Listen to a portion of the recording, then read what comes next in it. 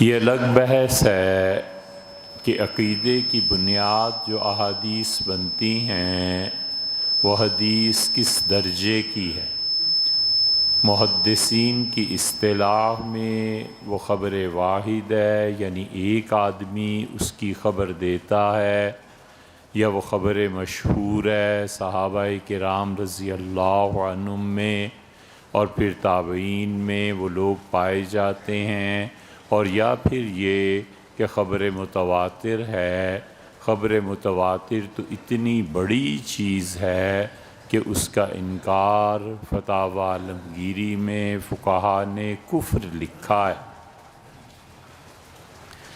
مثلا کسی حدیث پہ جب بحث ہوتی ہے تو وہ کہتے ہیں کہ 80 صحابہ کرام رضی اللہ عنہم اس حدیث کے راوی ہیں۔ اب ایک صحابی نہیں، دو نہیں، 80 صحابہ رضی اللہ عنہ جب یہ کہیں گے کہ یہ بات ہم نے دیکھی ہے، تو اب ہم یہ نہیں کہہ سکتے کہ اس میں جھوٹ کا کوئی شائبہ ہے۔ اہل تشیع کے ہاں چمڑے کے موزوں پر مسح نہیں ہوتا، اور ہمارے نزدیک چمڑے کے موزوں پر مسح ہوتا ہے۔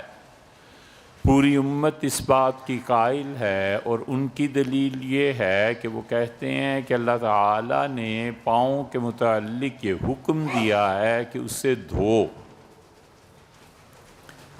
تو دھونے کا حکم اللہ کا ہے۔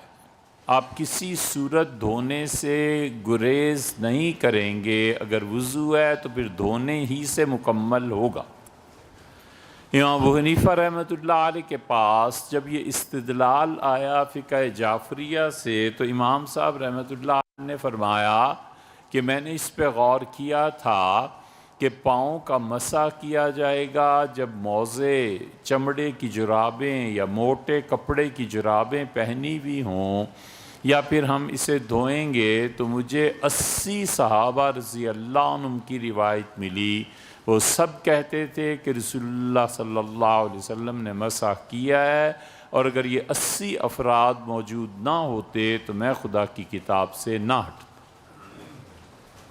یہ ان کا موقف ہے، حنفیہ کا۔ اس لیے ایک ذرا سی بات یہ کہ جو وہ یہ کہتے ہیں سارے لوگ جو احادیث کا بس 6-7 چیزوں پہ ایمان لے آؤ، اور وہ اللہ کی کتاب ہے، فرشتے ہیں، قیامت ہے، تقدیر ہے، اور یہ چیزیں ہیں، بس اس کے علاوہ کچھ نہیں، وہ در حقیقت ان تمام احادیث کو رد کرنا چاہتے ہیں، جن احادیث کی بنیاد پر ہم اس کے قائل ہیں کہ رسول اللہ صلی اللہ علیہ وسلم کی شفاعت کا عقیدہ رکھنا یہ اہل السنہ کا شعار ہے۔ صحابہ کرام رضی اللہ عنہم کا عادل ہونا یہ ہمارے نزدیک اصول ہے۔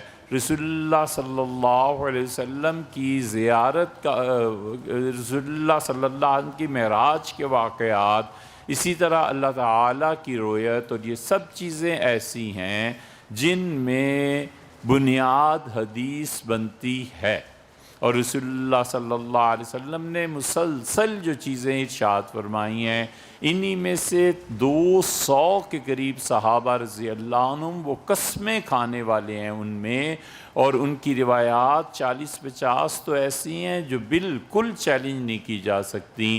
وہ سب کے سب حضرت عیسیٰ علیہ السلام کے دنیا میں دوبارہ آنے کے قائل ہیں۔ تو اب ان احادیث کے ذخیرے کو کہاں لے جائیں گے؟ یا تو یہ کر لیں کہ ان 200 صحابہ رضی اللہ عنہ کی روایات کا انکار کر لیں، کتنی رد کریں گے؟ 10، 20، 50 کتنی رد کر لیں گے؟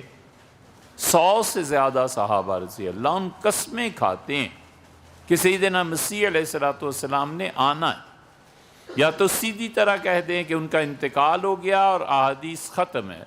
یہ موقف ہے جو غامدی صاحب کبھی کبھی بیان فرماتے ہیں۔ اور دوسرا یہ ہے کہ یہ مان لیا جائے کہ ساری احادیث بالکل اپنی جگہ پر ہیں۔ مرزائی کہتے ہیں غلام احمد قادیانی ان حدیثوں کے معیار کے مطابق ہیں، وہ جو آ گئے ہیں تو وہ مسیح جس نے آنا تھا وہ یہی ہیں۔ اور تیسرا اہل السنہ کا موقف ہے کہ ہم کہتے ہیں ہم منتظر ہیں اس مسیح کے جو مسیح علیہ السلام آئیں گے وہ منتظر مسیح ہے، اور ایک مسیح دجال نے آنا ہے، ہمیں دونوں کا انتظار ہے۔